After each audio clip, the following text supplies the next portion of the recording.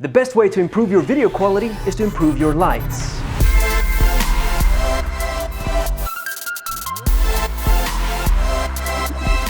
Today we're talking lights, specifically studio lights. There's a common cliche that camera gear does not matter, and yet so many people say that lights are the most important thing that you need. Is this statement true? Let's test it. You could have the fanciest professional camera, but your shot is going to look like this if you don't have proper lights. Meanwhile, you can use an old smartphone, smashed screen and all, and use professional lights, and you're gonna get a shot like this. Of course, the main shot for this video, I'm using a professional camera plus professional lights, so I'm getting the best of both worlds. But you get the idea. Lights are crazy important. And if you're building out your studio or you're starting out as a content creator, you gotta think about this stuff. You gotta get lighting solutions set up in your studio. Powerful lights are getting cheaper and more accessible, but that leaves us wondering, what's the best light for the price? I've recommended cheap lights in the past as sort of entry-level lights. They definitely get the job done, but there are some drawbacks. They're fragile and brittle, usually they're not bright enough, and the light bulb has a relatively low lifespan. Professional studio lights, like these ones, are getting cheaper and cheaper, so you have to ask yourself, why not go straight to the good stuff? I've tested so many lights and reviewed many of them on this channel, but none of them really fit the perfect price to performance ratio. Well, that's where SmallRig comes in. SmallRig, it's a brand that a lot of us associate with camera rigs, like the name implies. So imagine my surprise when they announced they're gonna start making studio lights. But are they any good? And can I recommend it to you if you're building a YouTube studio? That's the question that I'm gonna answer in this video. What makes these lights special is that they come in a beautiful branded carrying case that is well padded and protective. And actually, as you can see here, there are two different versions of this light. One is the 120D and one is the 120B. The B is a bicolor light where you can adjust the temperature, whereas the D is only one light temperature. The price differs depending on which one you get. SmallRig? First thing that I really like is that these straps here hold the lid in place. This is the first light carrying case that I've had that has that. Nice. Wow! All right, so this is the 120B, and I guess B stands for bicolor. Inside the case, you have your typical hood and cables. Ooh. Wow. And here inside the flap, they have some stickers and a strap in case you want to carry it over your shoulder. Let's open up the next one. Oh. And in here you have the 120D. Another hood. And each light comes with an additional box which contains a stylish mount for V-mount batteries that you can easily clamp on to your stand. And with it, you can power your lights on the go. Now it's time to look at the performance. All right, starting off with the 120D, let's turn it on. Boom.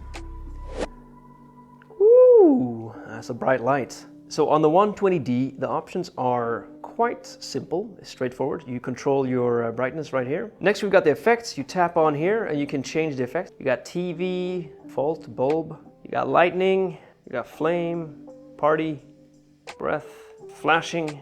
One thing is confusing is that it doesn't seem to matter which way I turn it. When you turn the knob, it's like you get a random effect. Weird. Now this is not bicolor, this is just a single light. You can't change the temperature whatsoever. All right, next is the 120B, and all of a sudden you can see we have some different options here. In addition to the brightness, we also have Kelvin. All right, so the left knob adjusts the temperature as well as brightness. You click it and then you toggle between the two.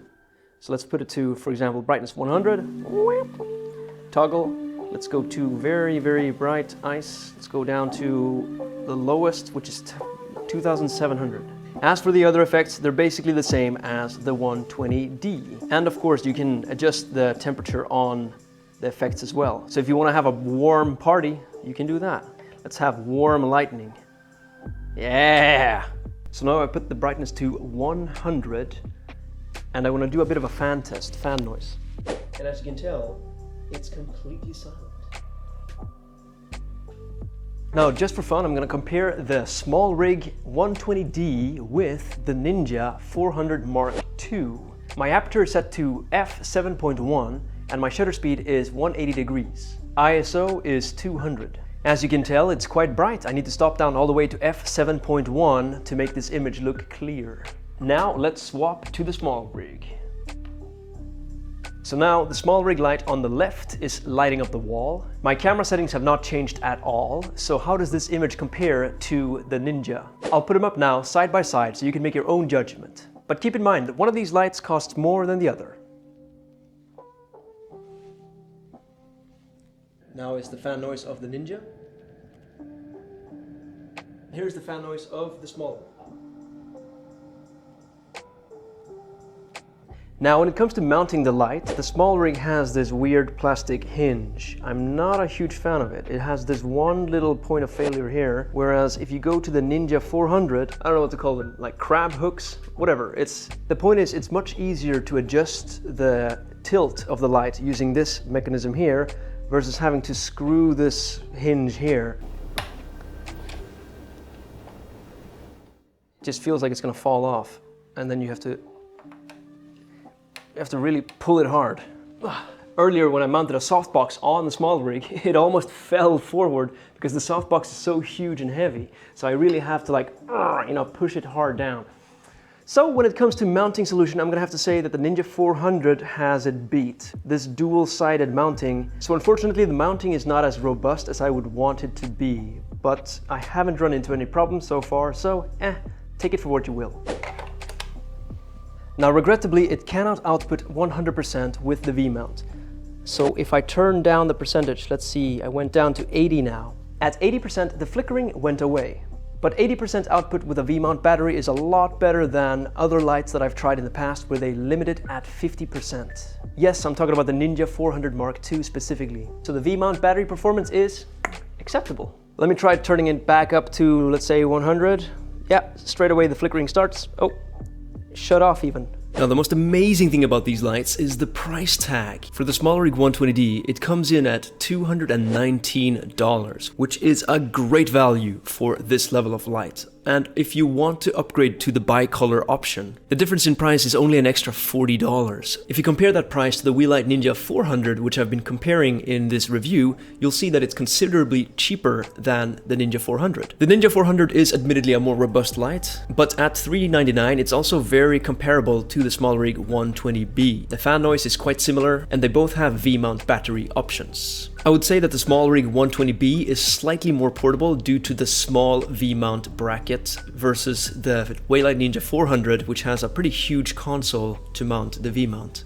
Now on the cheaper end, we can compare it to the Light Ninja 300, which I've also reviewed on the channel before. This one is very similar to the 120D, but as you can see, it is slightly cheaper. The downside of the Ninja 300 is that it is quite loud with the fan. But on the upside, it is more portable. It is smaller, but that also means that it doesn't have the standard Bowens mount. It has a mini mount version, which means it's not compatible with as many softboxes that you might have, which means you're gonna have to purchase specific softboxes that fits on this light specifically. But it is quite small. However, keep in mind that the Ninja 300 does not have a V-mount battery option. So if it's very important for you to use the light outdoors with battery power, then SmallRig 120D is a much better choice. In conclusion, there are 3 main reasons why I can recommend SmallRig to any creator starting out right now. Reason number 1, the price is just right. You're getting a high quality studio light at a very reasonable price, whereas the competition tends to be priced a little bit higher than this. And the SmallRig 120D and 120B do not compromise in terms of brightness. They are super bright. Reason number 2, the noise level is acceptable. And reason number 3, this is probably the most affordable that is compatible with a V-mount bracket, where you can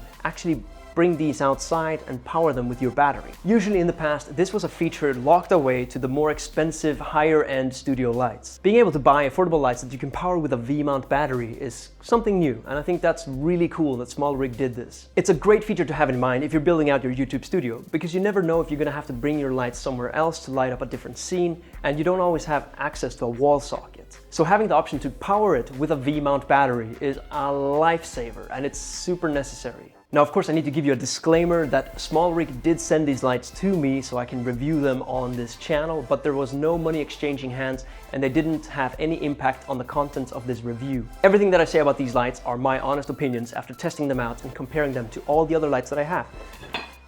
And I have a ton. That's it for this video. Let me know down in the comments, what do you think? Would you consider picking up one of these SmallRig lights? If you're thinking about picking up one of these lights for yourself, you will have a link in the description. Finally, I'm gonna ask you to please like and comment on this video because that helps the algorithm know that this is good content. And finally, if you want to see more of me doing my travel adventures or like camera stuff, then hit that subscribe button because that's the best way to support the channel. Once again, I'm John Bear. Thank you so much for watching all the way to the end, and I'll see you in the next video. Bye-bye.